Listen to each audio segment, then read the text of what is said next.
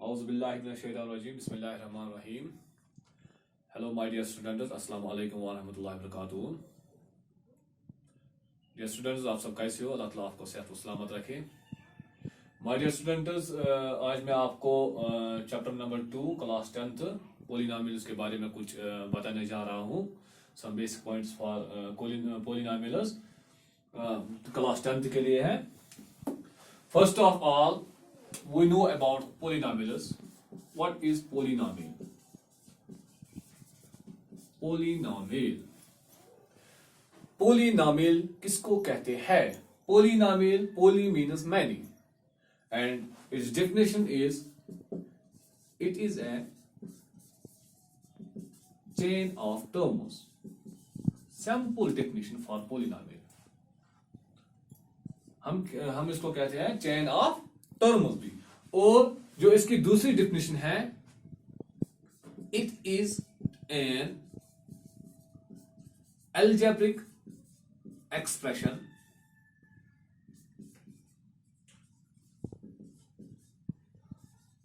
with more than one term. ये वो algebraic expression है जो एक से ज्यादा टर्मों से बना हुआ है. और इसमें जो एक कंडीशन है वो क्या है, जो इसके पावर्स होते हैं, एक्सपोनेंट्स होते हैं, वो नॉन नेगेटिव होने चाहिए. इसका मतलब क्या है, वो नेगेटिव नहीं होने चाहिए. ठीक, ये इसकी कंडीशन है. अब इसमें जो बेसिक पॉइंट्स आते हैं, for example first, degree of polynomial. Degree of polynomial. अब हम बात करेंगे डिग्री ऑफ पोलिनोमियल किसको कहते हैं. Degree of polynomial, the highest power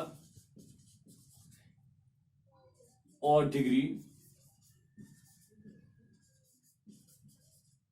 of x in p of x. Degree of polynomial किसको कहते हैं, जो हाईएस्ट पावर होती है, जो हाईएस्ट डिग्री होती है किसकी, x की. किसमें, पोलिनोमियल्स में, यानी कि p ऑफ x में जो हाईएस्ट डिग्री होती है x की, इसी को हम कहते हैं डिग्री ऑफ पोलिनोमियल. ठीक.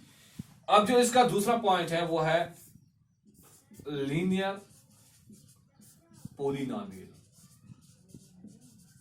अब हम देखेंगे लीनियर पोलिनोमियल किसको कहते हैं. ठीक. A linear polynomial is a polynomial whose degree is 1, whose highest degree is 1. यानी कि हम इसको कहते हैं highest degree is 1. For example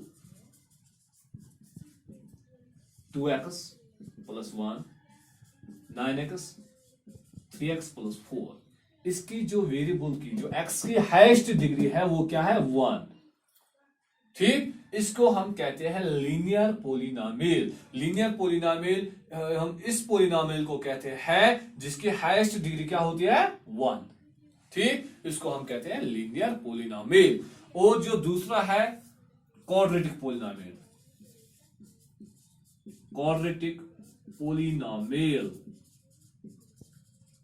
quadratic polynomial किसको कहते हैं, quadratic polynomial is a polynomial whose highest degree is equal to 2. Highest degree is 2. For example, 2x square plus 3x plus 1 या 4x square plus 9x plus 3. इसको हम कहते हैं quadratic polynomial. वो quadratic polynomial, हम इस पोलिनोमियल को कहते हैं जिसकी हाईएस्ट डिग्री क्या होती है, 2, यानी कि स्क्वायर. इसको हम कहते हैं क्वाड्रेटिक पोलिनोमियल. अब जो तीसरा है वो है cubic polynomial. Cubic polynomial highest degree is 3. मैं आपको सिंपली बताने जा रहा हूं क्योंकि आपने ये पोलिनोमियल ऑलरेडी 9th में पढ़ा है.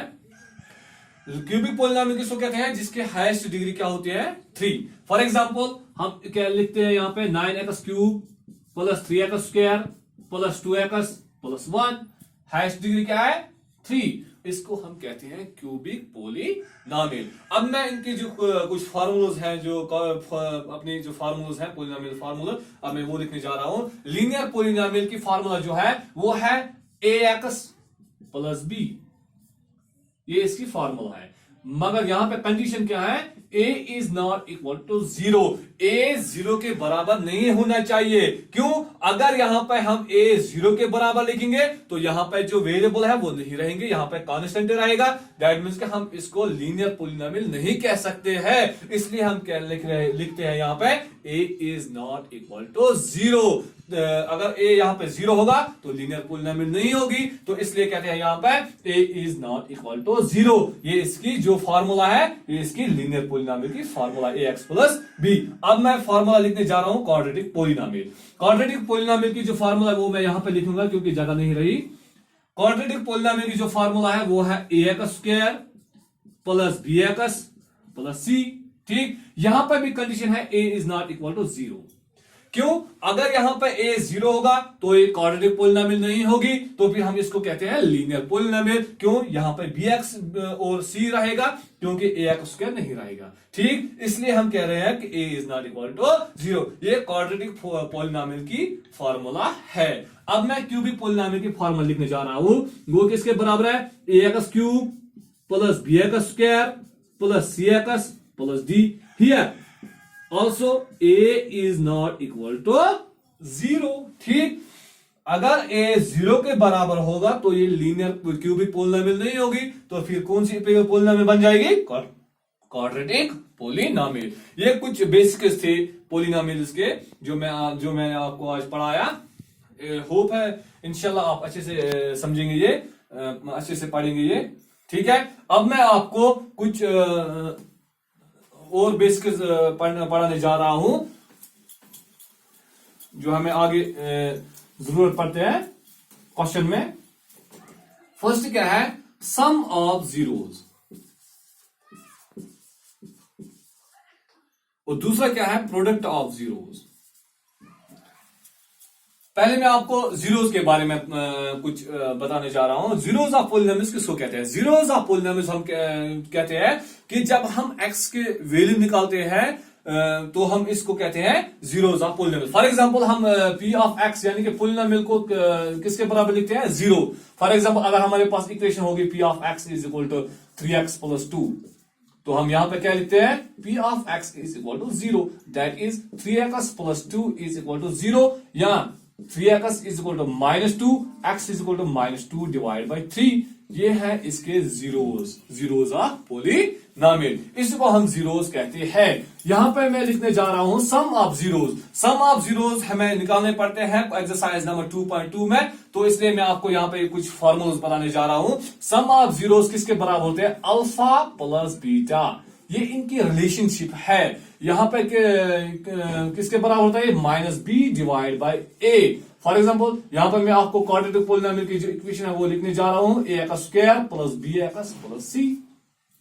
ठीक, अल्फा प्लस बीटा, ठीक, is equal to -b divide by a। b किसके बराबर होता है, b किसके बराबर होता है, bx, that is coefficient of x, and a that is coefficient of x square. इसकी जो फार्मूला है वो है minus coefficient of x divide by coefficient of x square. ठीक है, अब क्या है, जो दूसरा है वो है product of zeros. Product of zeros that is equal to alpha into beta. Product means multiply. ठीक, alpha into beta that is equal to c divide by a।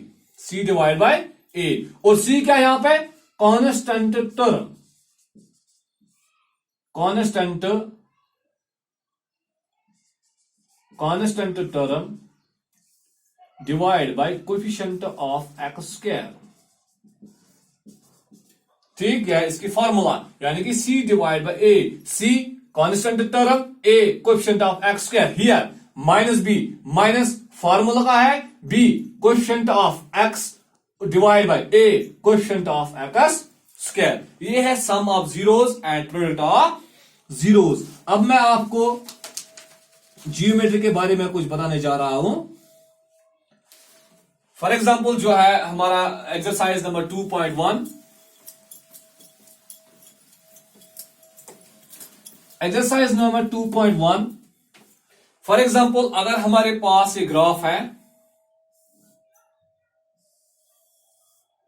ठीक, या दूसरा ग्राफ है हमारे पास, या तीसरा ग्राफ है हमारे पास, हमें क्या देखना होता है यहां पे? हमें देखना है कि जो ये ग्राफ है ये एक्स एक्सिस को कहां पे इंटरसेक्ट करता है या कहां पे कट करता है। ठीक, कितने पॉइंट पे ये कट करता है, कितने पॉइंट पे ये इंटरसेक्ट करता है। जब हम पहले ग्राफ को देखते हैं, यहां पे जो ये पहला ग्राफ है, जब हम नजर डालते हैं इस पे, हम देखते हैं कि ये एक्स एक्सिस को कहां पे इंटरसेक्ट करता है। जब हम देखते हैं कि ये सिर्फ किसको कट करता है? वाई एक्सिस को। एक्स एक्सिस को कहां पे कट करता है? कहीं पे भी नहीं। तो हम यहां पे लिखते हैं zeros of x is equal to 0। क्यों? क्योंकि यहां पे एक्स एक्सिस को ये कहीं पे भी इंटरसेक्ट नहीं करता। ऐसा अब हम यहां पे भी देखेंगे, यहां पे कितने पॉइंट पे इंटरसेक्ट करता है? 1 2 3। तो फिर यहां पे हम फिर क्या लिखेंगे? Zeros is equal to 3। समझ में आया? और यहां पर भी इस ग्राफ में भी देखेंगे हम, यहां पर भी कहां पे इंटरसेक्ट करता है एक्स एक्सिस को? कहीं पे भी नहीं। तो हम लिखेंगे कि इसके जो जीरोस है वो किसके बराबर है? 0 के